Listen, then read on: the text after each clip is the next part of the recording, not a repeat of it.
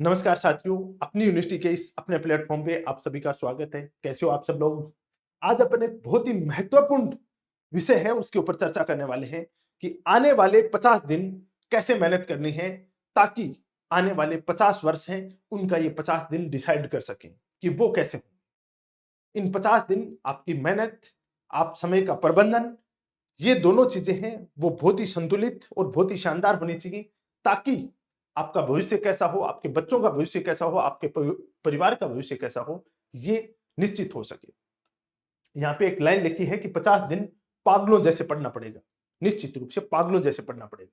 वहां पे आपको ये डिसाइड नहीं करना होगा कि मैं 5 घंटे पढ़ रहा हूं, 2 घंटे पढ़ रहा हूं, 3 घंटे पढ़ रहा हूं। वहां पे बस ये चीज होगी कि ये टॉपिक मेरे को कंप्लीट करना है। उसके बाद मेरे को 5 लगे, 10 लगे, 15 लगे, कोई फर्क नहीं पड़ता। मैंने खाना खाया है, नहीं खाया है, कोई फर्क नहीं पड़ता।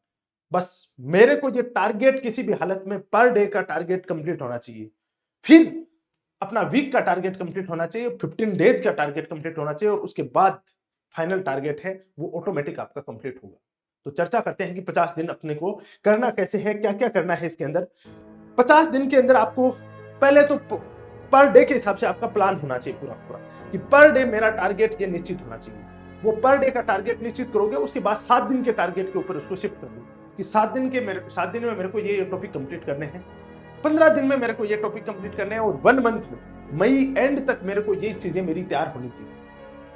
जब आप इस तरीके से अपना टारगेट बना लोगे और उस टारगेट के पीछे पड़ जाना हाथ धो के, उसके बाद आपका भूख, नींद, चैन सब चीजें त्याग दोगा। वो आपके आसपास ही नहीं घूमनी चाहिए। कोई शादी हो रही है, कोई ब्याह हो रहा है, कुछ भी हो रहा है, इन सब चीजों को दूर दूर तक आपका कोई नाता नहीं होना चाहिए। वो कितने भी आपके नजदीकी व्यक्ति की शादी हो या उनके घर परिवार में शादी हो, आपको उससे कोई लेना देना नहीं रहना चाहिए। जब आप इस तरीके के जंजाल में फंस जाओगे तो बाद में सफलता आपको नहीं मिलने वाली। पहले तो ये डिसाइड करना है। डिसिप्लिन, हार्ड कोर डिसिप्लिन होना चाहिए आपका। जैसे आर्मी के अंदर कमांडो का डिसिप्लिन होता है, वो आपको कमांडो बनना है। आपको आने वाले 50 दिन तपस्वी बनना है। तपस्वी की तरह आपको तपस्या करनी होगी, तब आपका सिलेक्शन होगा। ऐसे नहीं होगा कि किताब लेके बैठे हैं बस चलो। दिन में 150 बार अपन ने मोबाइल उठा के देख लिया और अपना सिलेक्शन हो, उस समय अपन देखे मेरी भी इसके अंदर कहीं नाम आया क्या। वो नाम नहीं आने वाला। वो नाम तभी आएगा कि ये दिन जो फाइनली ये 50 डेज हैं वो आपके सिलेक्शन को सुनिश्चित करें। आपने अब तक क्या पढ़ा, कैसे पढ़ा, कितना पढ़ा, ये कोई मायने नहीं रखता। आपको कितना याद है, आपका बैकग्राउंड क्या है, आप कहां से आते हैं, ये चीजें कतई मायने नहीं रखती। मायने ये रखता है कि आने वाले 50 दिन आपकी मेहनत कैसी हो। ये 50 दिन आपका निर्धारण करें। तो क्यों ना इन 50 दिन हैं उनमें जमकर मेहनत कर सके। आपको अपना फर्स्ट पेपर और सेकंड पेपर दोनों को सेपरेट करना पड़ेगा। मेरे को टाइम कितना देना है फर्स्ट पेपर को, टाइम कितना देना है सेकंड पेपर को। आपकी मिनिमम 12 घंटे की पढ़ाई होनी चाहिए। मिनिमम 12 घंटे आपको पढ़ना चाहिए। मैं आपको पहले दिन से व्यावहारिक चीजें बताता हूं कि लोग कहते हैं 15 घंटे 16 घंटे पढ़ो। मैं नहीं कहता उस चीज की।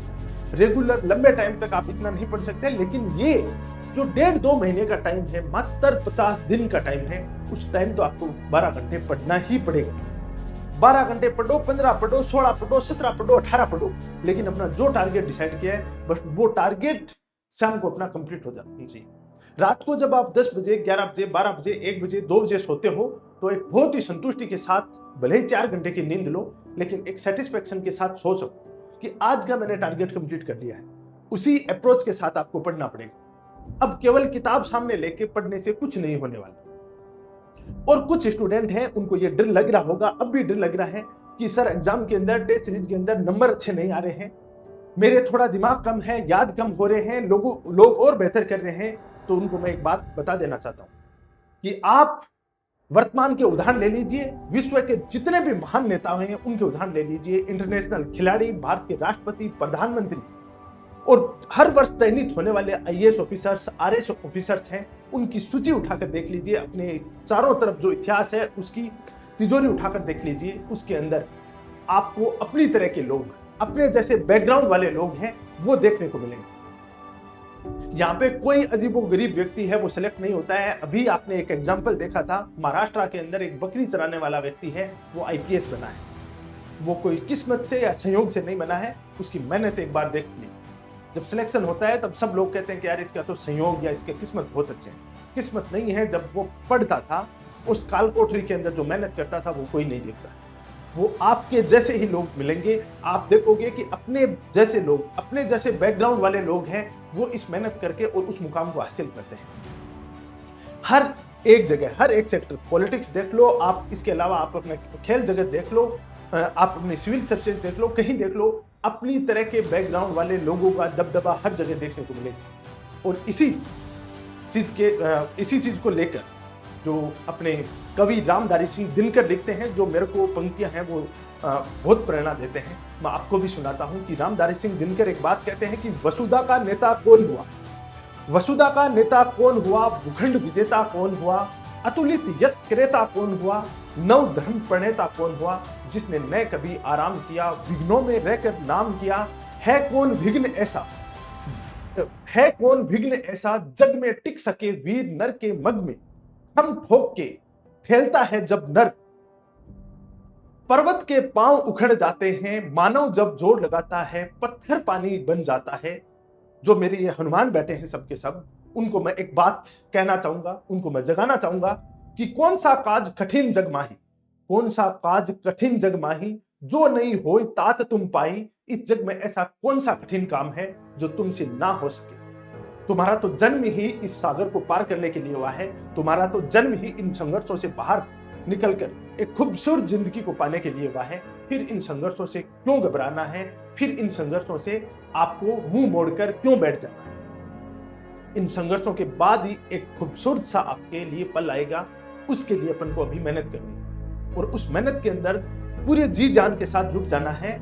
आप जब मेहनत करो, जब नींद आए, जब आपको आलस हो, बाहर घूमने का मन करे, किसी शादी ब्याह में जाने का मन करे, पार्टीज में जाने का मन करे, तो उस समय एक बात सोच लेना कि मेरे माता पिता ने मेरे लिए क्या सपना सजोया है, मेरे माता पिता को मेरे प्रति क्या क्या अपेक्षाएं। जब उनका चेहरा आपके सामने घूमेगा, आपके चारों तरफ के, अपने परिवार के, आपके बड़े भाई के, छोटे भाई के, अपनी बहनों के चेहरे को देखना कि आपके ऊपर कितने सारे लोगों ने आशा लगा रखी है, फिर आपका सोने का मन करे, तो मैं जरूर कहूंगा कि आपके अंदर की आत्मा मर चुकी है और वो चीजें आपको जगा दें, तो मान लेना कि आप इस समाज के एक संवेदनशील प्राणी हो और आप अपनी छोटी सी सुख सुविधाएं हैं वो त्याग कर मेहनत करने के लिए तैयार हो। ये चीजें आपको प्रेरित करेंगी और ये 50 दिन इस प्रेरणा के दिन गुजार देना। मैं आपको शुरू में कहा था कि आने वाले 50 साल आपके होंगे, आने वाली पीढ़ियां हैं वो बदल जाएंगी। एक व्यक्ति का सिलेक्शन है, वो एक व्यक्ति का सिलेक्शन नहीं होता है, वो उस पूरे परिवार का सिलेक्शन होता है, वो उसकी पीढ़ियों का सिलेक्शन होता है।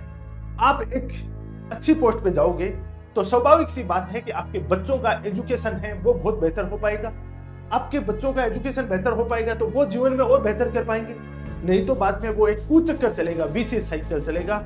आप ही ऐसे ही बेरोजगारी के दौर में इस तरीके से इधर उधर से जुगाड़ कर रहे हो, वैसे ही आपके बच्चे करेंगे, वैसे ही आगे की पीढ़ियां हैं वो संचालित होंगी। तो अब आपके पास में है कि ये 50 दिन आपको किस प्रकार से बिताने हैं, ये किस तरीके से आपको इनको हैंडल करना है, वो आपके सामने है, ताकि आपके 50 वर्ष हैं उनको डिसाइड कर सके। दिन रात मेहनत कर लो। और अंत में मैं एक बात बताता हूं, अपनी यूनिवर्सिटी आपकी सफलता के लिए हर गिज आपके साथ खड़ा रहेगा, फिर कितनी भी मेहनत करनी पड़े। मैं पहले दिन से बोला था कि आपकी रोज सुबह 10 बजे मैथमेटिक्स की क्लास शुरू कर दी है, शाम को अपनी 6 बजे साइकोलॉजी की क्लास शुरू हो चुकी है, 8 बजे अपनी करंट अफेयर की क्लास शुरू हो चुकी है, आईसीटी की क्लास शुरू हो चुकी है और जल्द ही 2-4 दिन के अंदर आपकी साइंस की क्लासेज हैं वो भी शुरू कर देंगे।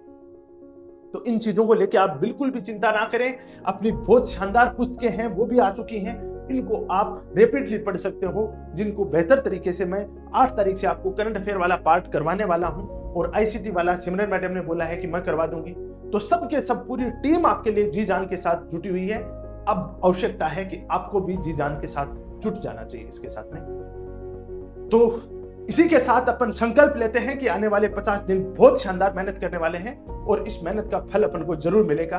शाहरुख खान एक बात कहते हैं, एक मूवी के अंदर एक डायलॉग था उनका कि यदि किसी चीज को आप बहुत ही शिद्दत से और दिल से चाहते हो, उससे प्रेम करते हो, तो पूरी कायनात उसको पाने के लिए आपके साथ जुट जाती है। पूरी कायनात लग जाती है कि वो चीज आपके पास कैसे है।